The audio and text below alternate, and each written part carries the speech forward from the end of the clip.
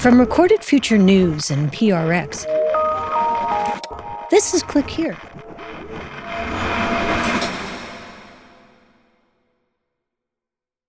Just a quick warning for listeners.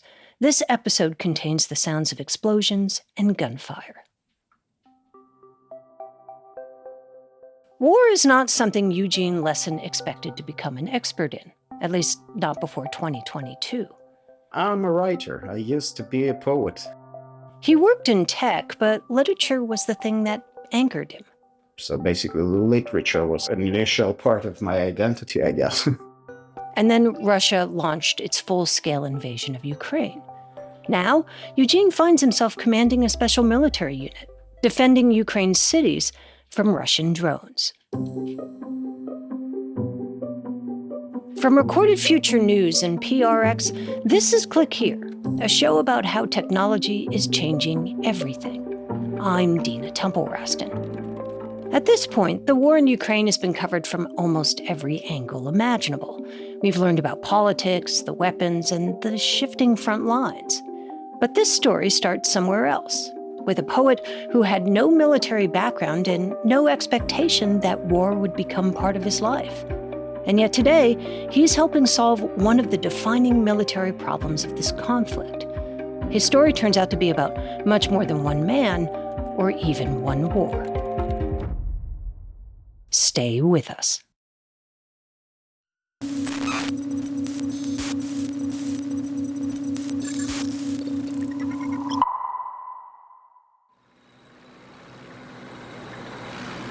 An unprovoked war in Europe is now underway. Breaking news right now, Russia has attacked Ukraine. And Ukraine reported columns of troops pouring across the borders into the east. Like a lot of Ukrainians, Eugene felt pulled toward the war almost immediately. Not because he saw himself as a soldier, but because the country he wrote about, the people he loved, the life he recognized, all of it felt suddenly fragile. I'm Ukrainian. I don't want anything more than my country, my nation being free. So Eugene put down his pen and picked up a very different line of work. I'm a deputy company commander of a battalion specifically focused on countering Shahed-type strike drones. Today, Eugene serves in Ukraine's 412th Nemesis Brigade, helping run a special battalion called Dark Node. Their job is to stop Russian drone attacks before they reach Ukrainian cities, which means Eugene now spends a lot of time thinking about things the poet version of himself never imagined. Things like signal ranges and flight paths, software updates. The shift says something about the war itself because when fighting first broke out in eastern Ukraine more than a decade ago, nobody was talking much about drones. At the very beginning of our war in 2014, the drones were not used, I guess, at all. Back then, the assumptions about warfare were still pretty conventional: tanks, artillery, infantry. And if drones had a role, it was mostly limited to helping those forces do their jobs. That was still true when Eugene joined the military in 2024. When I joined the first unit back in 2024, the commanders, they said, our main function is to support infantry. We protect them, we destroy the enemies who try to assault the infantry. We are the fire support. Less than 2 years later, that assumption was already starting to look outdated. Nowadays, less than 2 years from that moment, drones are no longer a fire support. It's the main damage dealer. Did you see that coming? I mean, no. Wow.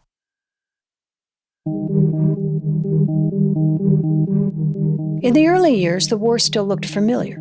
Trenches, artillery, tanks grinding across fields. The kinds of weapons military planners had spent decades building. Then, in the fall of 2022, Ukrainians started hearing a different sound overhead. Like autumn 2022, Shaheds have become a real threat. The drone was called the Shahed, designed in Iran but imported to Russia for the fighting. The early ones weren't sleek or sophisticated.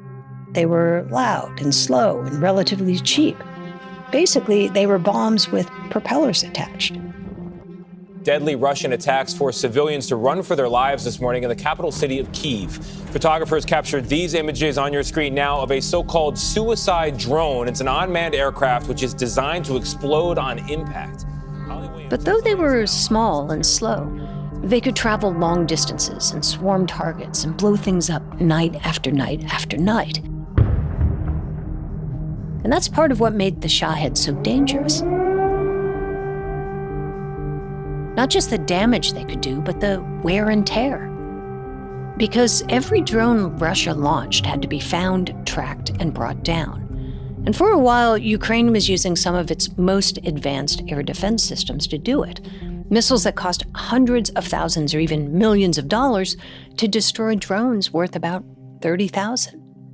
So over time, the math began to look less like air defense and more like a war of attrition that Russia could afford.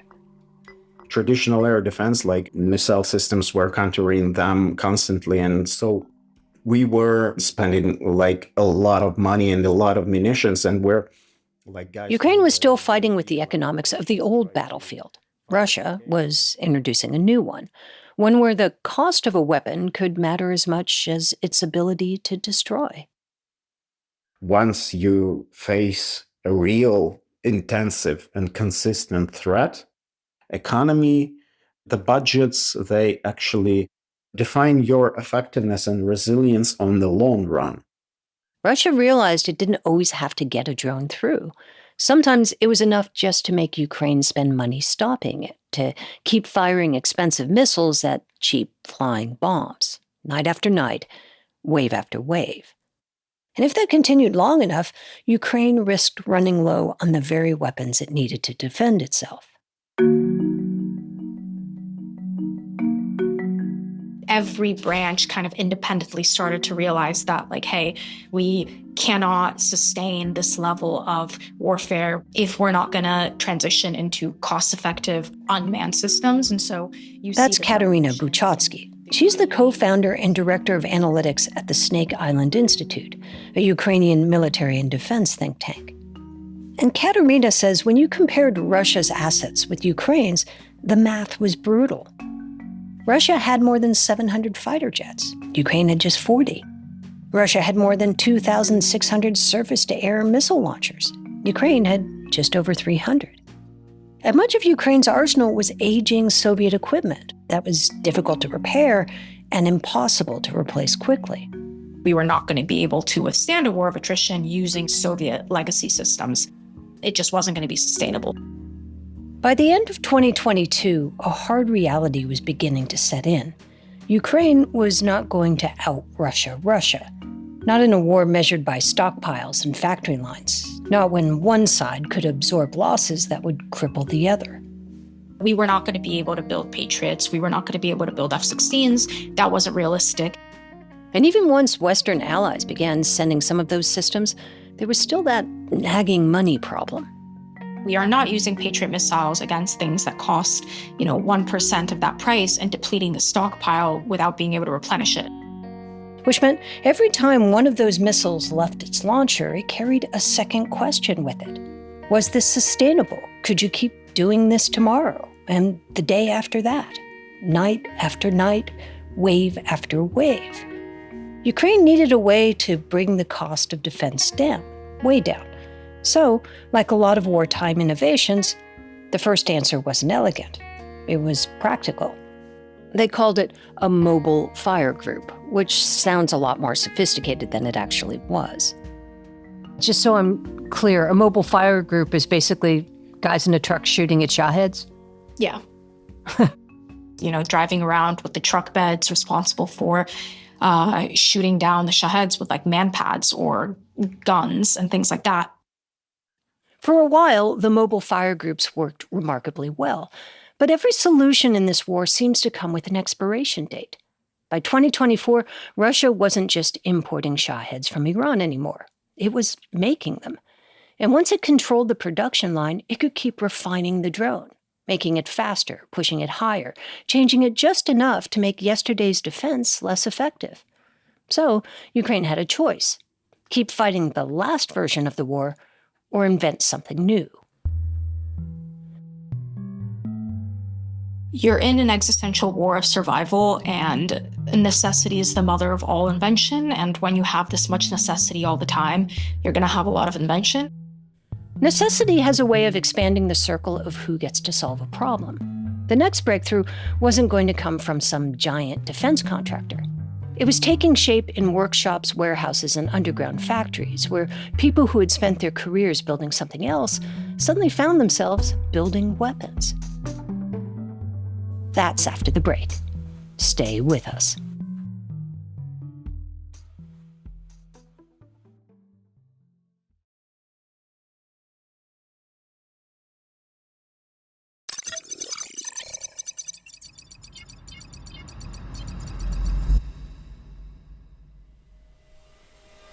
Ukraine was learning faster than the war was changing, and a lot of that learning was happening in places you could easily miss. We visited one of them in 2023. Actually, we drove past it 3 or 4 times before we realized we'd found it. There was no sign out front. From the outside, it didn't look like much, just a rusty gate tucked away in a residential neighborhood. But behind that gate was Airlogics. Before the war, its founder, Vitaly Kolesnichenko, built cargo drones. Then the war arrived, and Vitaly found himself doing a job he never expected to do. He pivoted. We felt that we need to help somehow, so we made a pivot from commercial drones to defense. And we had no idea how to. But step by step, we identify problems, solutions, and each day, each iteration, we improved. And now we are one of the best. What Vitaly was describing wasn't really a product cycle. It was a wartime cycle. Ukraine would solve a problem, Russia would adjust, and then Ukraine would have to solve the new problem. And nowhere was that cycle moving faster than in the skies.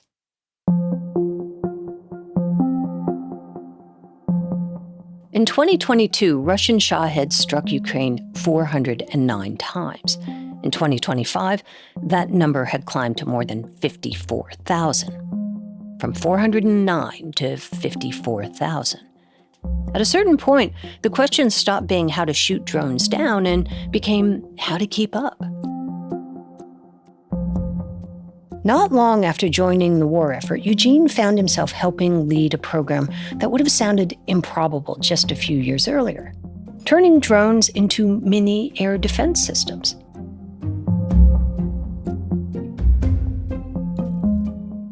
The idea was simple. If Russia could send cheap drones to attack Ukrainian cities, Ukraine could send even cheaper drones to hunt them.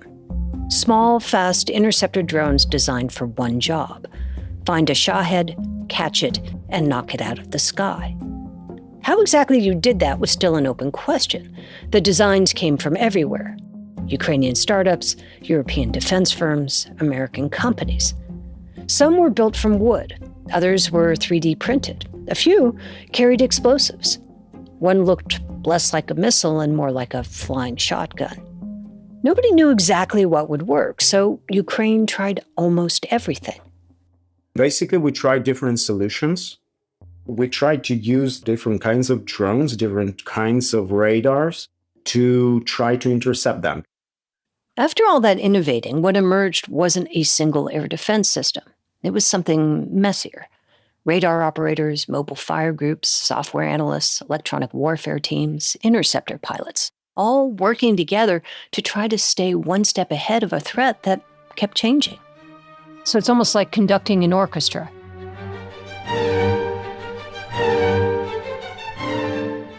Yeah, sure. We're like playing our party in the orchestra. Except this orchestra was constantly rewriting the score as it went. And Eugene's job was to help invent what was essentially a new instrument, a drone designed to hunt other drones. The idea sounded simple, but actually doing it was another matter. In early 2025, Eugene and his men at the Dark Node unit launched one of their first prototypes. We used a drone with no explosives. It was just a mock-up. This version wasn't designed to bring a Shahed down, at least not yet. First, they needed to answer a more basic question. Could their new drone find a Shahed, catch it, and stay with it long enough to matter? They waited for a Shahed to appear. Then the radar pinged, and the hunt was on.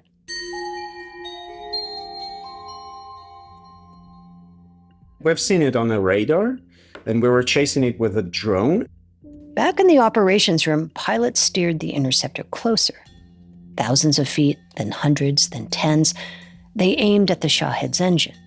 And we just hit it into the engine. No explosion, no fireball. Just two drones bumping into each other in the sky and then dropping out of it. It fell somewhere into the field, and it was like our first interception.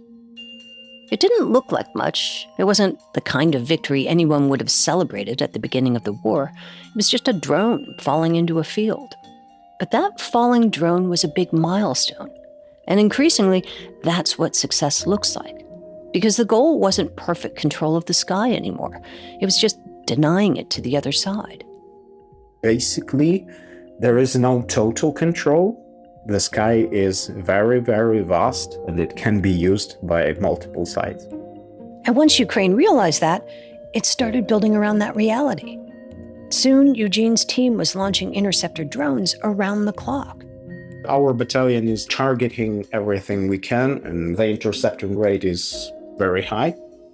For this year, we intercepted more than 2,300 Shahed-type drones. About 25 Shaheds a day. The pace of change is hard to overstate. Weapons that once took years to design, test, and field are now being reinvented on the battlefield, sometimes in months, sometimes in weeks, sometimes in days. They evolve very quickly.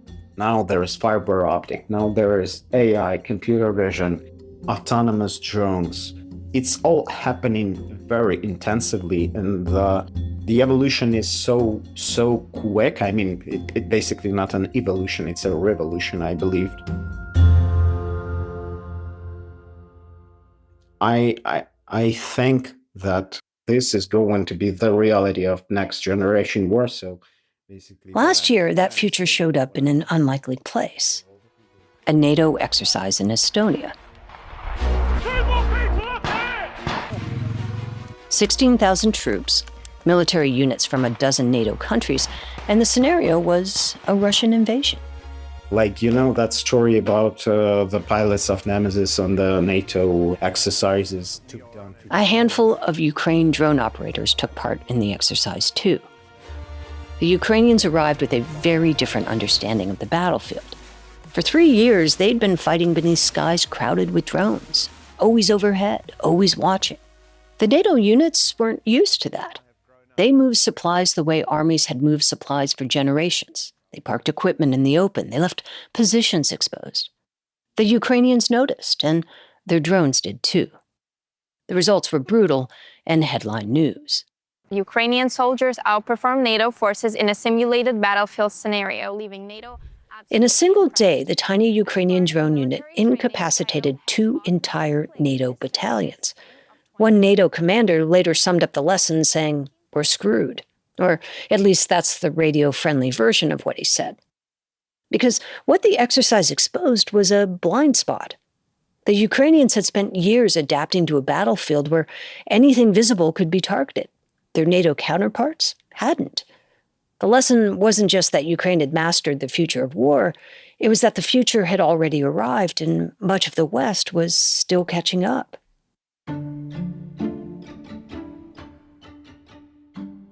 Drones used to have that reputation of a weapon for the cheap, a weapon for the housewives who assemble Lego or something like. The mindset begins with that, but you need to change that mindset because this is the new reality. So, the war has changed.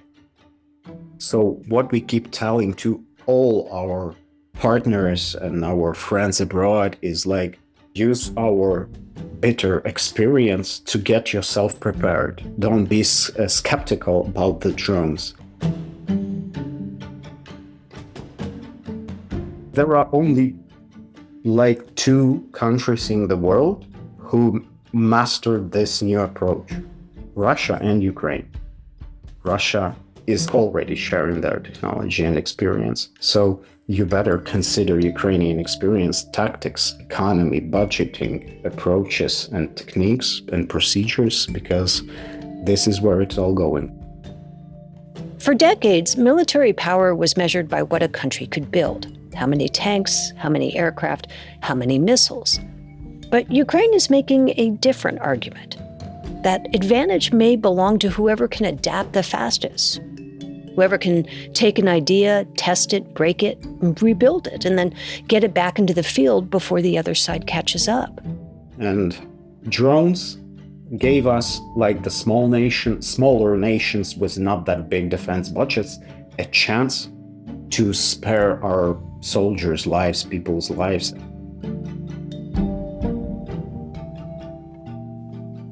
This is Click Here.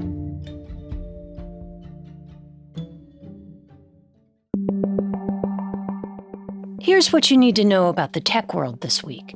It's Tuesday, June 30th. On June 20th, millions of Brazilians were suddenly awakened by an emergency alert on their phones. The message contained only... Brazil's emergency alert system is designed to warn citizens about floods, landslides, and other life-threatening disasters. But last week, it warned millions of people about something that wasn't happening. Authorities say someone outside the country's civil defense network triggered nearly a dozen false emergency alerts across Sao Paulo, Rio de Janeiro, and several regions across the country. The messages were sent to the system's highest alert level, which meant alarms sounded even on phones set to silent. Brazil has temporarily suspended the platform while federal police investigate what officials are calling a cyber attack. Look at the commentary from the company. Rapid expansion of AI data centers created a memory surge. We've never seen a component price increase this much, this quickly.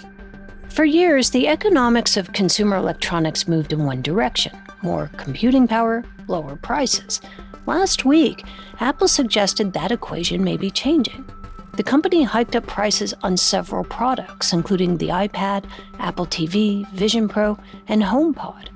Apple says the AI boom has sharply increased the demand for memory and storage components, driving up manufacturing costs across the industry. The announcement sent Apple's share price lower and offered an early glimpse of how the race to build AI infrastructure could begin affecting consumers. This is not something that's going to happen in the future or that is an abstract threat to our strategic interests, but rather is a threat in their own communities and their own families right now, here today.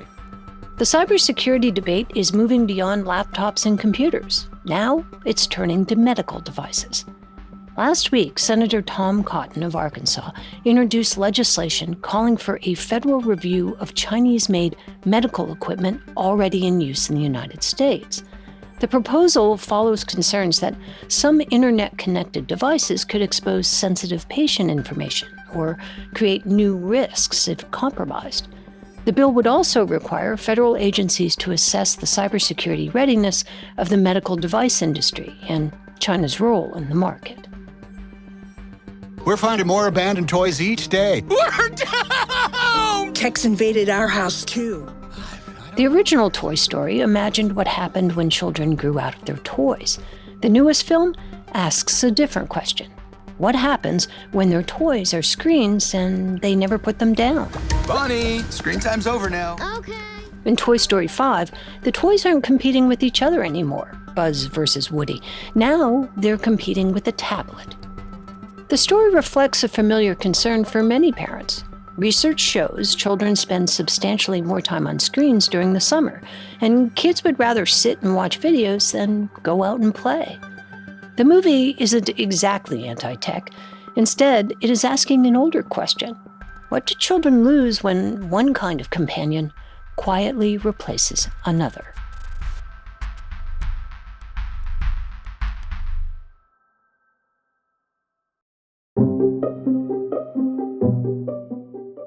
Click Here is a production of Recorded Future News and PRX. Today's show was written and produced by Megan Dietrich, Sean Powers, Erica Gutta, Zach Hirsch, and Maya Fawaz. It was edited by Karen Duffin and Sarah Cavedo and fact-checked by Darren Ankrum. Original music is by Ben Livingston with additional music from Blue Dot Sessions. Our staff writer is Lucas Riley, our illustrator is Megan Goff, and our sound designers and engineers are Jake Cook and Jesse Neiswanger. I'm Dina Temple-Raston, and thanks for listening.